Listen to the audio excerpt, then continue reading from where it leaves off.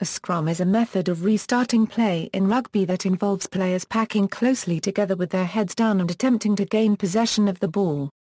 Depending on whether it is in Rugby Union or Rugby League, the scrum is utilised either after an accidental infringement or when the ball has gone out of play.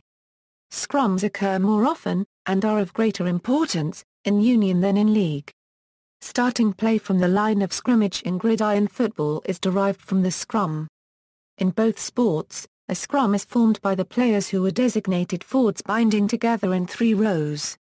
The scrum then engages with the opposition team so that the players' heads are interlocked with those of the other side's front row.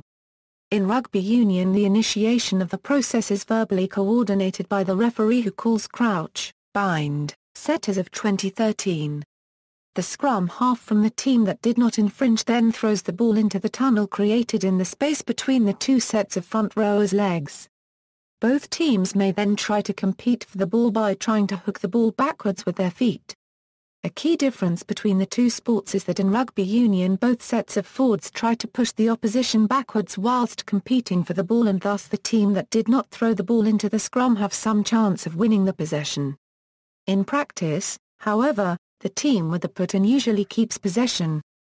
Forwards in Rugby League do not usually push in the scrum. Scrum halves often feed the ball directly under the legs of their own front row rather than into the tunnel, and the team with the put-in almost always retains possession. Rugby Union. A Rugby Union scrum consists of 2 teams, 8 forwards, with each team binding in 3 rows. The front row is composed of the 2 props and the hooker. The 2 second-row forwards, commonly referred to as the locks, bind together and directly behind the front row, with each putting their heads between the props and the hooker. Lastly, the back row is made up of the 2 flankers and the number 8. The flankers bind on each side of the scrum next to a lock and behind a prop. The 2 forward packs form a scrum by approaching to within an arm's length of each other. The referee gives the command crouching the opposing front rows, then a crouch. Then the referee calls touching, props touch the opposite's outside shoulder.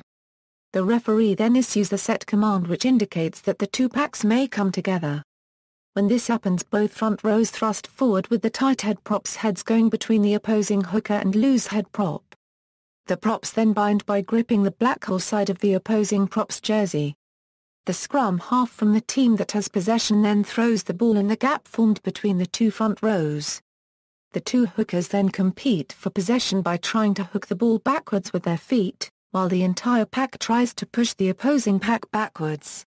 The side that wins possession usually transfers the ball to the back of the scrum, which is done with their feet. Once at the back, it is picked up either by the number 8, or by the scrum half. Starting with the 2012-2013 rugby season, the International Rugby Board has issued trial law amendments, one of which affects the call sequence. The referee will continue to start with crouch and touch, but will now issue the command set, which replaces engage as the indication that the packs may push forward. Pause has been removed in order to speed up the scrum and to minimize resets due to collapsed scrums. The command to touch was not used before 2007.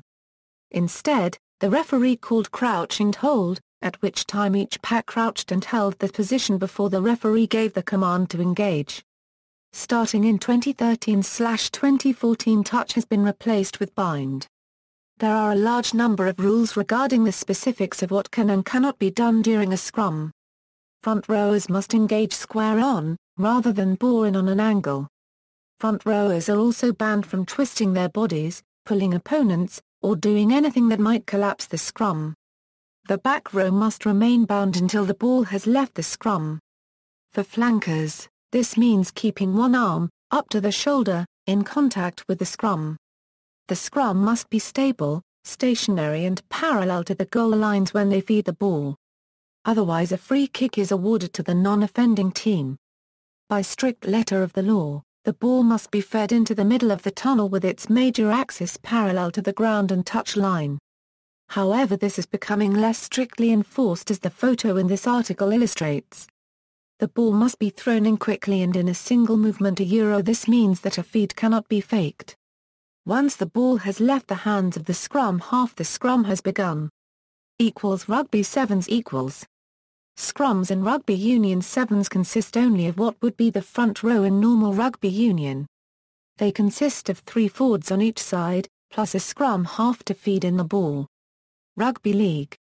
A Rugby League scrum is used to bring the ball back into play in situations where the ball has gone out of play over the touchline or a player has made a mistake, a knock-on or forward pass, except when that mistake has occurred on the last tackle of a set of 6 tackles.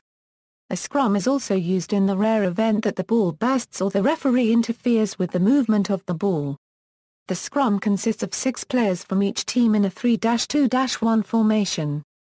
The scrum is usually formed by each team's forwards, though any player can participate. The front row of the formation consists of the open side prop, hooker and blind side prop.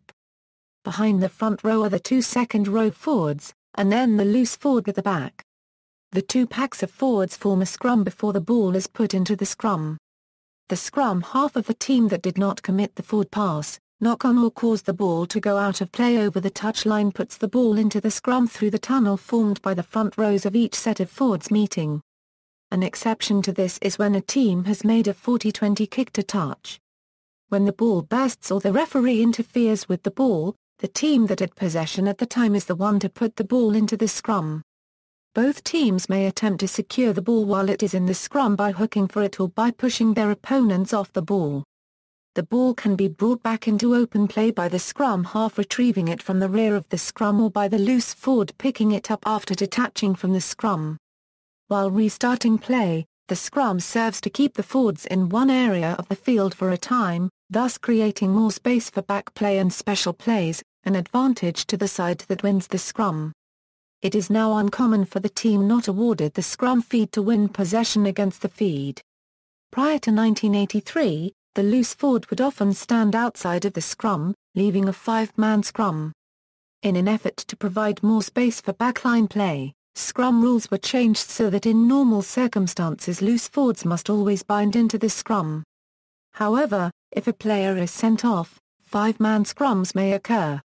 In this situation, the rules mandate the numbers of players not bound into the scrum. While the laws of the game continue to provide for competitive scrums, a convention exists that some scrum rules are not enforced.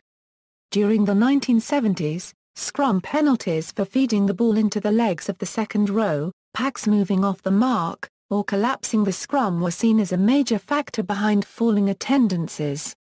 The ability of teams to win a game purely on goals from scrum penalties was also seen as unfair.